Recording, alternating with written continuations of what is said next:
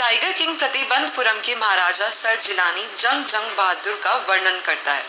जब राजा सिर्फ 10 दिन का था, ज्योतिषों ने भविष्यवाणी की थी कि उसे एक बाघ द्वारा मार दिया जाएगा। बच्चा बड़ा होके बहुत बड़ा योद्धा बनेगा, नायकों का नायक। पर वैसे हमें ये बात बतानी तो नहीं चाहिए, पर क्योंकि आप लोग बहुत जिद कर रहे थे, हम बता देते हैं कि इस तारे के नीचे जन्मा हर एक बच्ची को एक ना एक दिन अपनी मौत से सामना करना पड़ता है। राजकुमार का जन्म सांड के समय में हुआ है और सांड और बाघ एक दूसरे के दुश्मन होते हैं, इसलिए मौत बाघ से आएगी। इस पर 10 दिन के राजकुमार ने सभी को चकित करते हुए कहा, बाघों को सावधान रहने दो। महाराज, आप ऐसे 99 बाघों को तो मार सकते हैं, पर 100वें बाघ से आपको सावधान रहना पड़ेगा, क्योंकि मौत 100वें बाघ से आएगी। और अगर नहीं आई तो मैं अपनी ज्योतिषी की सारी किताबें फाड़ दूंगा और उनमें आग लगा दूंगा।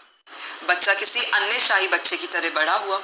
एक सफेद गाय का दूध पीकर एक अंग्रेजी नानी द्वारा उसकी देखभाल की जाती थी और वो अंग्रेजी फिल्में भी देखा करता था। 20 साल की उम्र में उन्हें राजा का ताज पहनाया गया और उनकी मृत्यु से संबंधित भविष्यवाणी के बारे में पता चला। तभी से उसने बाघों को मारना शुरू कर दिया और राज्य में किसी अन्य व्यक्ति द्वारा बाघ के शिकार पर प्रतिबंध लगा दिया। ज्योतिषी के अनुसार उसे 100वें बाघ से सावधान रहने की जरूरत थी, भले ही उसने 99 बाघों को मार दिया हो। महाराज ने 10 वर्षों में 70 बाघों को मार डाला और प्रतिबंधपुरम में कोई बाघ नहीं बचा। 100 बाघों को मारने के अपने लक्ष्य को प्राप्त करने के लिए महाराजा ने एक शाही राज्य की लड़की से शादी करने का फैसला किया। दीवान साहब, क्या आप जानते हैं, मेरी इस बंदूक से अभी 30 और बाघों का मरना बचा है। पर महाराज, मैं बाघ नहीं हूँ। अरे कोई मूर्ख ही होगा जो आपको बाघ कहेगा। पर मैं बंदूक भी नहीं हूँ। अरे दीवान साहब, ना मैं आपको एक बाघ कह रहा हूँ और ना ही एक बंदूक। मैंने आज आपको इधर किसी और काम से बुलाया है। मैंने शादी करने का फैसला कर लिया है। महाराज, मेरी पहले से ही 2 पत्नियां हैं और मैं आपसे शादी कैसे कर... अरे ये क्या फालतू की बातें कर रहे हो? मुझे आपसे शादी क्यों करनी चाहिए? मुझे जो चाहिए वो एक बाघ है। महाराज, इस बात पर गौर करिए, आपके पूर्वजों ने तलवार से शादी की थी, आप बंदूक से भी कर सकते हैं। और वैसे भी इस राज्य को संभालने के लिए एक बाघ राजा काफी है, बाघ रानी की भी जरूरत नहीं पड़ेगी। देखिए, मुझे ना ही किसी बंदूक से शादी करनी है और ना ही किसी बाघ से। मुझे जो चाहिए वो एक इंसानों की श्रेणी की लड़की है।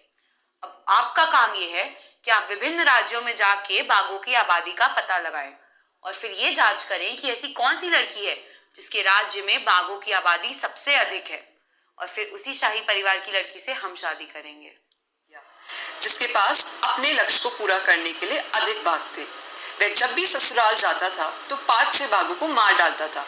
इस तरह वह 99 बाघों को मार सकता था, लेकिन 100वां बाघ नहीं ढूंढ सका।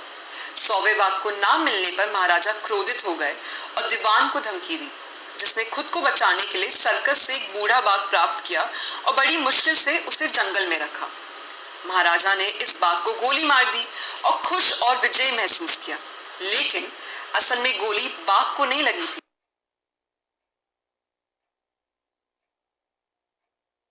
बाघ डर के मारे गिर पड़ा, लेकिन कोई भी कर्मचारी महाराजा को सच बताने का जोखिम नहीं उठाना चाहता था, इसलिए उन्होंने उसे मार डाला और एक भव्य जुलूस में ले आए।